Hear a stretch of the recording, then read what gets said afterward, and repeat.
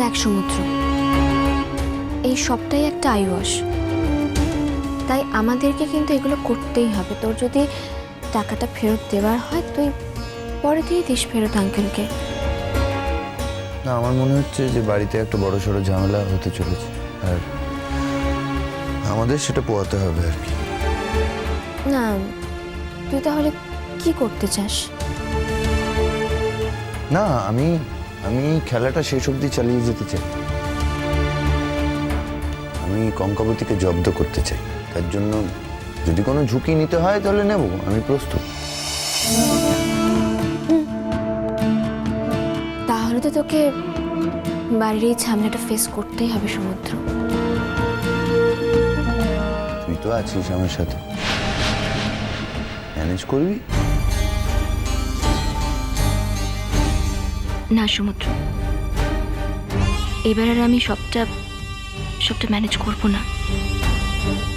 বারবার আমাকে তুই স্কেপগোট করতে পারিস না,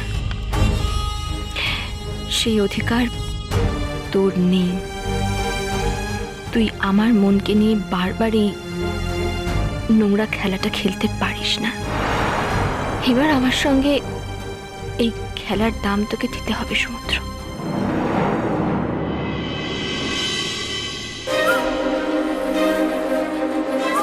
কি রে, কিছু বলছিস না যে? আমি আর কি বলবো বল, আমাকে তোর থেকে ভালো আর কে চেনে? তাই তুই খুব ভালো করে জানিস যে আমি কি করতে পারি আর পারি না। আর সবচেয়ে বড় কথা হলো যে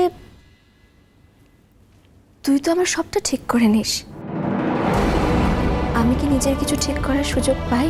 শোন সায়নী, আমি যদি কোনোভাবে তোকে হার্ট করে থাকি তাহলে আমি সরি, কিন্তু আমার নিজের মনে হয় না যে আমি কখনো তোকে হার্ট করেছি বলে। বরং আমি সবসময় বন্ধুত্বের দাবি রেখেছি তোর কাছে।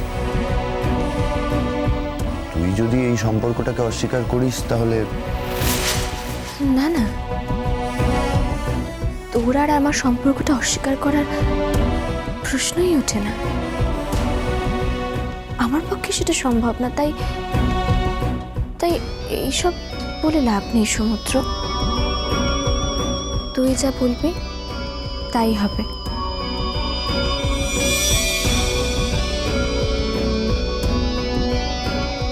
কিন্তু এই মুহূর্তে আমি যা বলবো তোকে সেটা কিন্তু মানতে হবে। দেখ, এখন কিন্তু বাড়ির কাউকে জানতে দেওয়া যাবে না যে আমাদের বিয়েটা হচ্ছে না ফাইনালি। তুই বুঝতে পারছিস তো? হ্যাঁ, সে তো আমি এমনিতেই কাউকে বলতে পারবো। কাউকে কোনো কথা বললেই কঙ্কাবতী জেনে যেতে পারে, আর ও যদি একবার জেনে যায় তাহলে তো আর ওকে জব্দ করতে পারবে না, তাই তো? আচ্ছা সমুদ্র, তোর জীবনের কি একমাত্র লক্ষ্য ওকে জব্দ করা? না, জাস্ট একটা কৌতূহল আর কি, অন্যভাবে নিস না। দেখ, একমাত্র লক্ষ্য কিনা জানি না, তবে একটা প্রধান লক্ষ্য তো বটে। আর আমি যার সাথে সারা জীবন থাকবো বলে ভাবছি, সেও আমার সাথে একইভাবে সারা জীবন থাকতে চায় কিনা সেটা আমি জানতে হবে না। এমনিতেই আমাদের মধ্যে যথেষ্ট মনোমালিন্য, অশান্তি হয়, সমস্ত সংসারেই হয়। কিন্তু কি বলতো, সন্দেহ নিয়ে না কারোর সাথে সারা জীবন একসাথে থাকার প্ল্যান করা যায় না। তোর যদি ওর প্রতি সন্দেহ থাকে, সংশয় থাকে, তাহলে তুই থাকিস কেন ওর সাথে? কারণ আমি ওকে ছাড়া থাকতে পারবো না। অনেক ভেবে দেখেছি, আমার পক্ষে এটা সম্ভব নয়।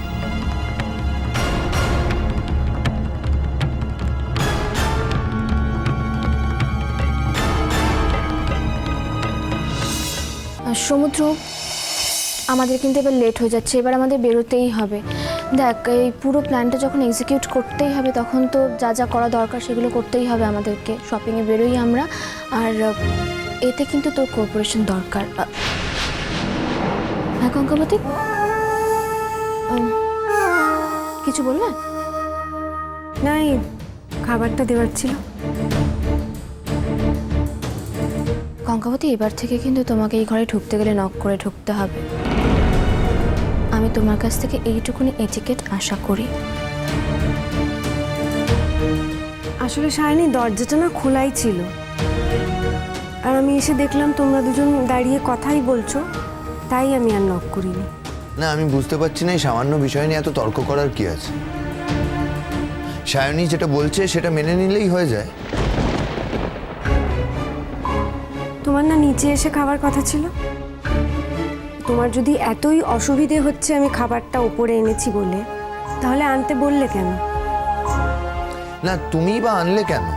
না হয় আমি বলেছিলাম যে আমি নিচে গিয়ে খাবার খেতে চাই না, খাবারটা নিয়ে এসো। তো তুমি না আনলে তো আমি জোর করে আনাতে পারতাম।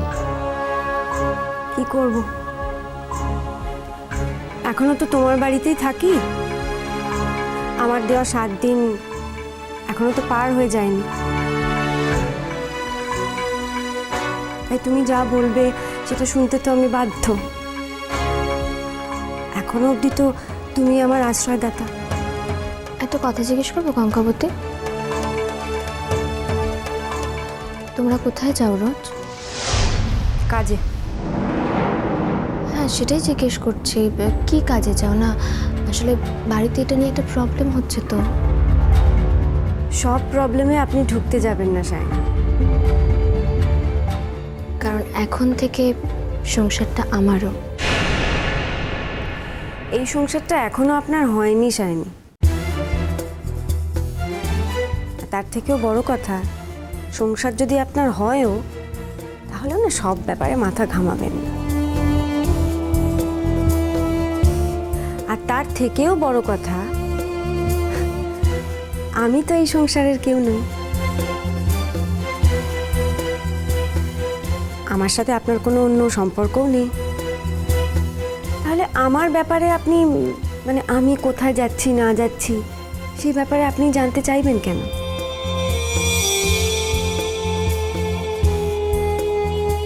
আপনি কোথায় যান বা আপনি কোথায় যাচ্ছেন, আমি সেই ব্যাপারে জানতে চাইছি।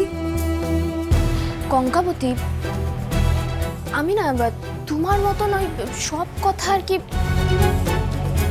আমি খুব পরিষ্কার করে কথা বলি, খুব স্ট্রেট কাট কথা বলি, বুঝলে তো? মানে এই যেমন ধরো, আমি আর সমুদ্র এখন বিয়ের কেনাকাটি করতে যাব, সমুদ্রকে সঙ্গে নিয়ে যাব আর কি। এটা আঙ্কেলের ইচ্ছে, সেটা সবাই জানে এই বাড়ির। এবারে সবাই জানে, আমি তোমাকেও বললাম। দেখো, মানে এতে কি কিছু এসে গেল বলো? না, ঠিক এরকমই আমিও চাই তুমি সব কথা সোজাভাবে বলো। আমি কোন কাজে যাই সেই কথাটা আমি তোমায় বলবো না গো।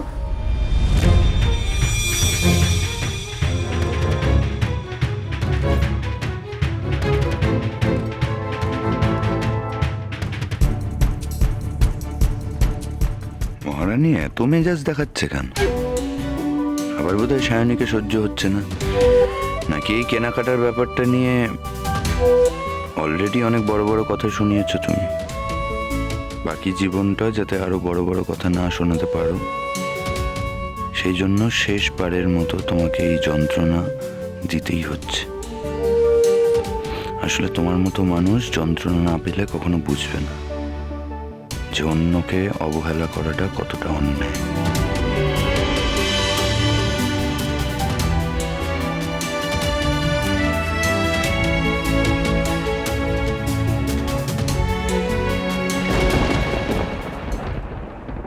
আপনি কে?